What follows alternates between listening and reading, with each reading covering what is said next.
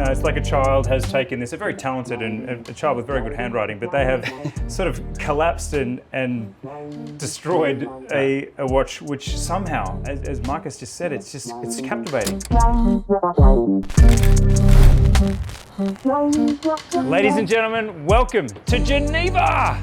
Look at this beautiful day that Niels Eggerding, the CEO of Frederique Constant, has organised for me. Hi Andrew. Thank you for making this happen. You're welcome. We are here for Geneva Watch Days, but I am going to jump in on a watch that I know you want to see straight away. You just want to dispense with the small talk. You want this wonderful man who had this wonderful idea to explain the backstory of the Frederique Constant Second collaboration, which I believe is going to win that category at GPHG. We wanted to push a bit more the edge. You did. So we are a young brand, and the complexity we still have is that everybody said, are you a real manufacturer? Yes. So funny enough, I had a discussion with Romaric, and he said, Niels, I want to do with you something different, something unique than what I did before. So he came with several designs. He finally came up with this. It was first love on first sight. So he mixed up everything. Everything is handwritten, everything is handwritten. The Moonphase is not equal, it's not round, and the whole index is messed up. So how more can you explain? It's by hand assembled. This watch for me personifies what is different about Frederique Constant as a big brand. And that is that it has this, you're not a micro brand, and yet when I hang out with you and you tell me stories about watches and show me new pieces, I feel like you have the energy of a micro brand founder. You are so invested in it, and you just speak about the brand in the way that micro brand founders speak about theirs. Why is that? Because I think it was important to, if you go back 5-6 years ago, to start looking at the consumer. What does the consumer want? Mm-hmm. Instead of telling you and your team what we think we're going to produce, we needed to really investigate more what the consumer needs, and they definitely wanted something more unique. And to elevate the brand, for me it was key to behave like a micro brand with small pieces. Yeah. And I think it worked out nicely. The key word there is listening. Niels asks me questions and listens, and not many CEOs do that. I love that about you. Never change. I see a rock here. I don't know if that's part of the story, but we are, by the end of this video, we're going to learn about you and what you most connect to in your own brand. Yeah. Because every watch is signed off by you. Obviously, you love them all to some extent. Give me your 5 favorites. So it is difficult to find 5 because I can easily do 2, 3. 5 was more difficult. Mm-hmm. But you can see a lot of classic, a lot of blue. Now you don't need to be study rocket science to see that I like blue, but definitely blue is my favorite color. To start with, let's say my baby. I have never seen you not wearing that watch, actually. Yeah, it's High Life, I really wanted to bring it into collection. Remember, we were highly classical driven until we came with the High Life. We wanted having something more bracelet driven, sports chic, stay close to our DNA. And this was the result after 2 years of development, very happy. Then we also launched a very limited edition of the QP, Perpetual Calendar, in solid gold. Yes, that's the boss watch. If you're going to wear the boss watch, that's the boss watch. Then sliding off, let's say high end, of course, the new Eggerding Tourbillon. Tourbillon is beautiful for me. It's like a 39mm case, redesigned on our side. And this year we're launching an exclusive white gold piece with Eggerding dial in 36 pieces limited edition. And in case you're wondering, that's aventurine in its raw form. This is not a natural material, this is a man-made material. Yeah. And it has pieces of quartz suspended in this, what is it? It is basically a composite of glass, copper, with strong force, let's say heated, and then it forms this. You can feel the difference of weight. This is glass mainly, this is stone, lighter, this is heavier. So it's generally used in the watch industry. Eggerding, it really pops nicely out with the light in multiple colored and bright versions. So very unique. I have to say this works out very clean because it's a clean design and it really pops out nicely. So you've chosen 2 pieces that to me don't really personify the heart of the brand, which I would say is democratization of price, making wonderful, I mean it still is accessible in terms of similar pieces from other brands. Yeah. This is phenomenally value driven, but these are different to what I say is the core sort of value proposition, which is different, isn't it? I fully agree with you. This one is really my highest end piece that I have, but then The ones that I'm now going to show are really very true to my heart. Yes. In terms of design. The worldtimer is by far my favorite. It's for 12 years in the collection now. It's the most iconic movement we have in the collection. We produce between 3,500 to 4,000 pieces a year. That's quite high for a manufacturer.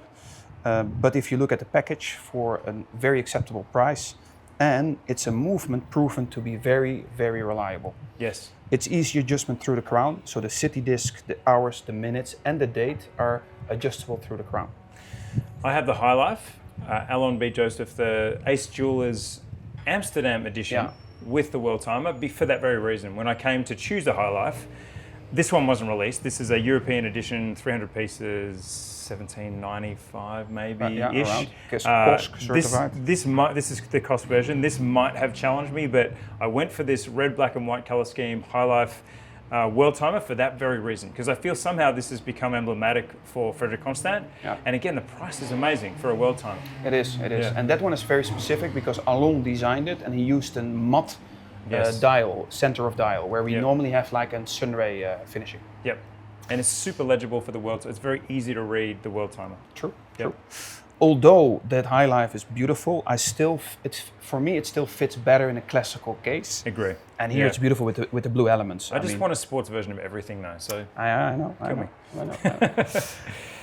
So then a bit more closer, I have to say, to the core for the brand. Then you move to the latest edition that we have been launching during Watches and Wonders. Very beautiful, the Classic Premiere edition. It's a 39 millimeter case. I think spot on the sizes that is now commercialized. It's a Le Joupin movement, 68-hour power reserve. It's a glass box on the back, so you can really see the display of the movement very, very bright and in detail. But the finishing of the watch is, for me, amazing. Yes. And this is just below 2,000 euro. So if you look at the outer ring, the hour ring of the watch, totally different finishing to this.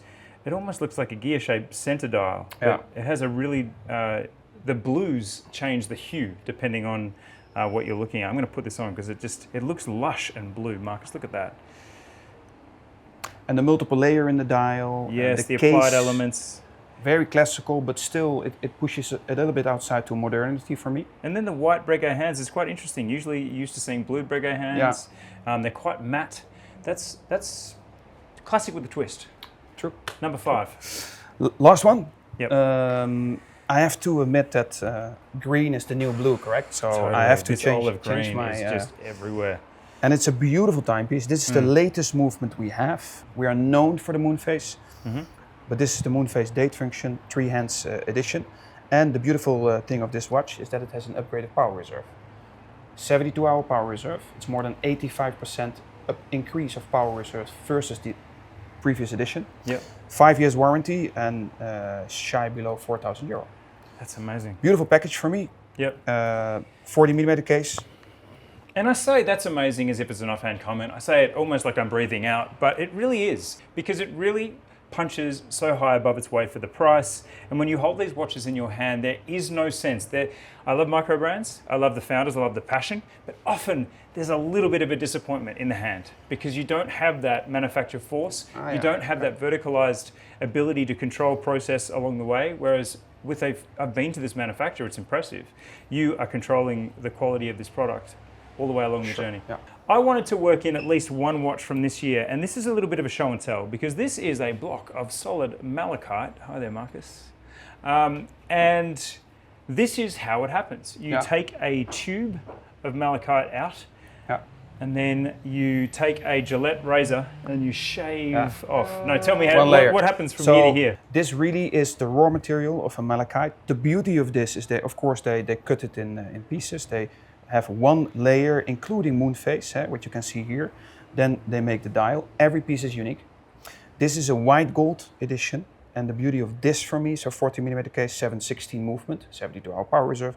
And if you look at the big brands, they even don't do that. So also here, I challenged my team to come up with something more exclusive. 36-piece limited edition, white gold, so it's a talking piece. But it turned out to be with the dark green strap. Beautiful. Beautiful. So we've gone from punk collaborations with a completely messed up, it's like a child has taken this, a very talented and a child with very good handwriting, but they have sort of collapsed and destroyed a watch which somehow, as Marcus just said, it's captivating. And to look at this sort of chaos on the dial and think that's fixed, that's an actual pattern that's been decided on, that's a cool place to start. But then we move through the tourbillon, we have the worldtimer, we have what I think Frederique Constant do. It's almost hard to pick a competitive set for, what is the price of a watch like this? Just below 2,000 euro. Below 2,000 euros. So again, there's several watches here, including this, that are well under 2,000. And then we have a manufactured Moonphase in 2 versions here. Niels, thank you so much. No, thank you very much. But I want to ask you one more question, because sure. as someone that is also a founder and trying to be as dynamic as I can every day, what is your source of energy and power and passion? Because you've said you've never seen me had an off day. I hit you right back. I've never seen this guy ever bring anything but love and energy. Oh yeah, I think the most important, for a CEO, we talked about it. For a CEO, there are 3 things important. Yeah. One is your consumer, listen to it, and I'm happy indeed that that we have a long discussion about consumer behavior. 2 are my people, the right people around me. Yep. They give me the reason to come to office. And 3 is my product. So if I listen carefully to the consumer, I have my team rightly aligned with that need, and I have the right product coming out with the eye for detail, I think the company can grow. That's my whole purpose. The first one's free. If you'd like Andrew and Niels' business course on how to be the best CEO, that was wonderful. Thank you so much for that very personal and powerful tour through your favorites. I had high hopes for this, and you exceeded them as always. Thank you very much. Thank you very much, man. See you on the next video. Thank you.